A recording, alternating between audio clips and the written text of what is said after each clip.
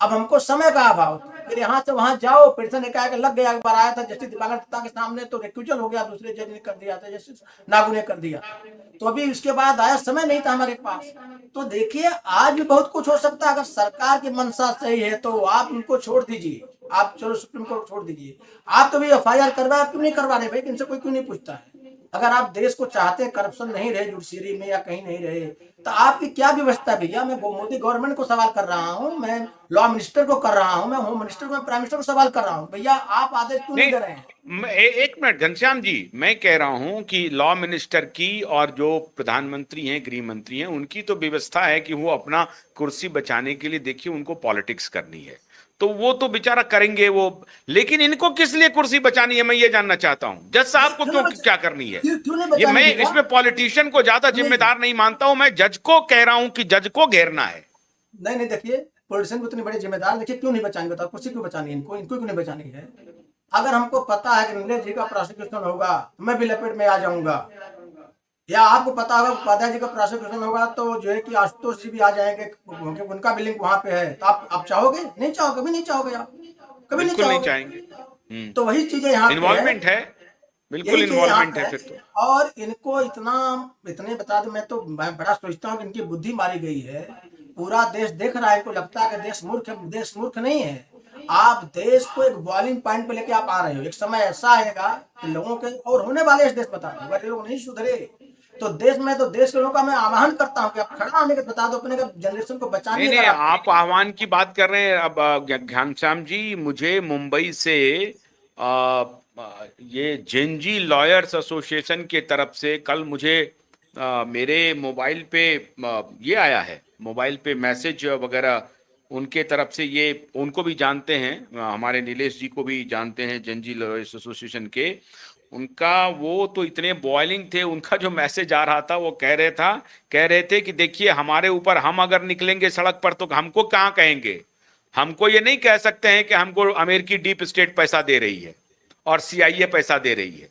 ये तोहमत हमारे ऊपर नहीं लग सकता है, क्योंकि हम तो जुडिशरी को और इनको रिस्पॉन्सिबल, हम तो किसी का इस्तीफा नहीं मांग रहे, हम तो कह रहे हैं कार्रवाई करो।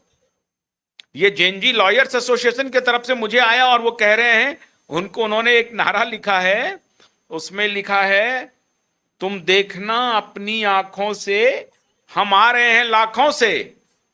ये बताइए, ये देख लीजिए साहब, ये इस तरह का नारा आ रहा है, तुम देखना अपनी आंखों से, हम।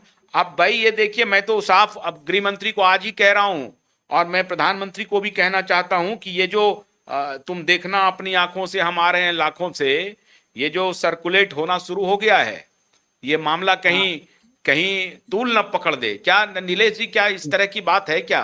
लोग हाँ नाराज हैं सुनिए क्या सर, वाकई में? नहीं मैं बताता हूँ, मैं मेरा बात हुआ उन लोगों से। अभी आवाज इको कर रहा है। नहीं नहीं, आप बोलिए बोलिए। हाँ तो क्या हुआ कि ये जो जेएनजी लॉयर एसोसिएशन, नहीं आवाज इको कर रहा है, मुझे आ रहा है बार बार। एक मिनट में लॉग इन करता हूँ, एक मिनट।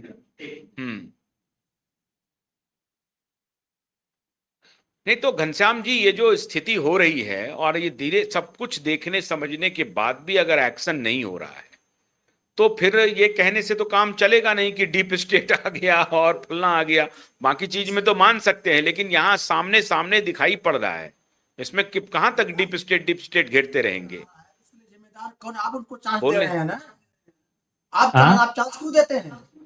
आप देखिए जो चल। जंतर मंतर पे हुआ, चलो उसमें एंटी एंटी नेशनल एलिमेंट आए, लेकिन चांस किसने? आपने दिया ना उनको। आप ऐसा काम करते क्यों हो? हाँ, हाँ बिल्कुल हाँ, ठीक बात है। अभी हाँ नीलेश जी देखिए। बोलिए। मेरा बात हुआ है जेएनजी लॉयर एसोसिएशन की तरफ से, और वो लोग हम्म। अभी उपाध्याय जी के समर्थन में एक लेटर दे रहे हैं कि इन्होंने अपना संवैधानिक कर्तव्य निभाया और आपने डिफामेटरी वर्ड यूज कर लिया और आपने खुद ने कंटेम्प्ट कर दिया, तो सीजीआई को लेटर दे रहे हैं कि आप इनके ऊपर कंटेम्प्ट कार्रवाई कर देना, राष्ट्रपति को भी लेटर दे रहे हैं कि आप उनके ऊपर कार्रवाई कर लो, 2 जजेस के खिलाफ, ये लॉ है, इसके तहत कार्रवाई करो। ये हो गया फर्स्ट पार्ट। सेकंड पार्ट ना, एक पूरा डिटेल प्रोग्राम बन रहा है वो प्रोग्राम के तहत अलग अलग स्टेट में तो है, नेशन वाइड छोटा छोटा प्रोग्राम कर रहे हैं, और बंबई में 5,000 वकीलों का बाइक और कार का रैली अरे बंबई में। हाँ, वो एक निकालने का प्लान तय हुआ है। और दूसरा, बाद में पूरे इंडिया से जंतर मंतर नहीं, हम रामलीला मैदान पहुंचेंगे, वो जंतर मंतर कम पड़ जाएंगे आपके लिए।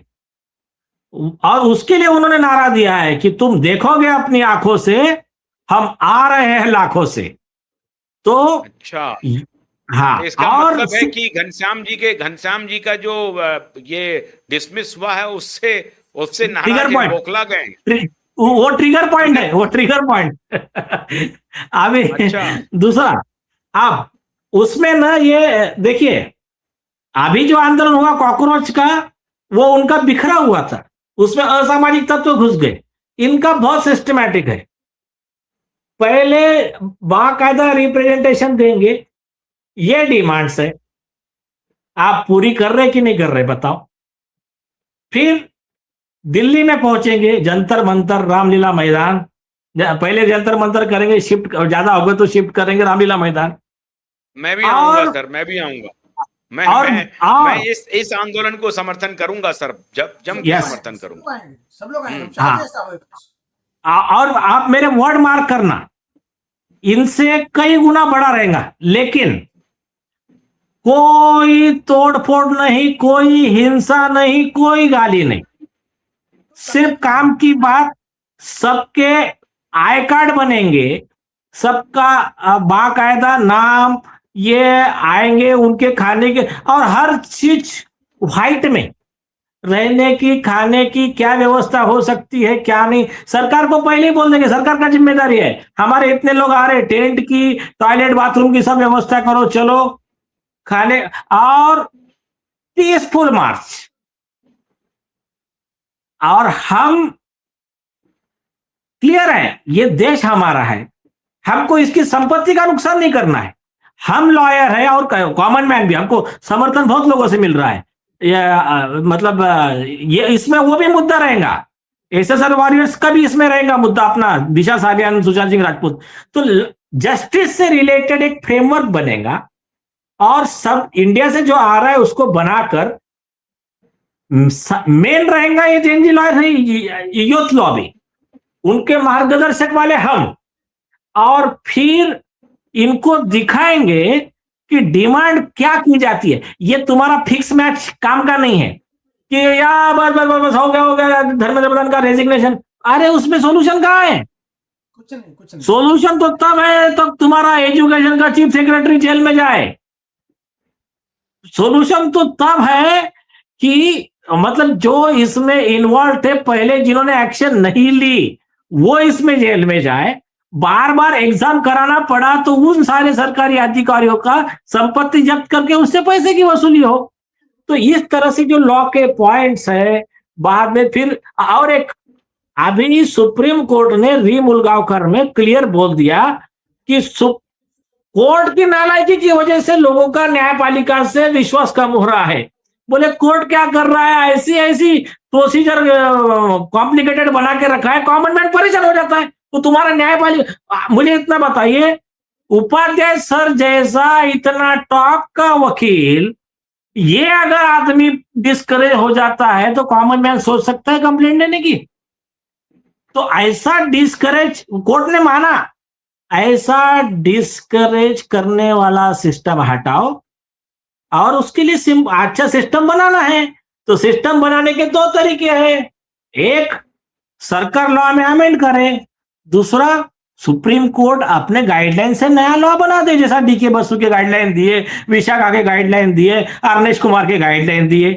एक तो हमारी डिमांड ये, अगर जज के खिलाफ कंप्लेंट आई तो उसको सुनने वाले कोर्ट्स अलग, उसका सिस्टम अलग, टाइम बाउंड मैनर में, और जैसा कि अभी जज ने इंसल्ट कर दिया वकील की, वकील को धमकी दे दिया, आरोपी के फेवर में काम कर दिया, तो इसके जो fair and fast justice bill 2016 में हमने ड्राफ्ट करके रखा है, तो ये सारी चीजें बनाई जाएंगी सबको सिस्टमैटिक तरीके से।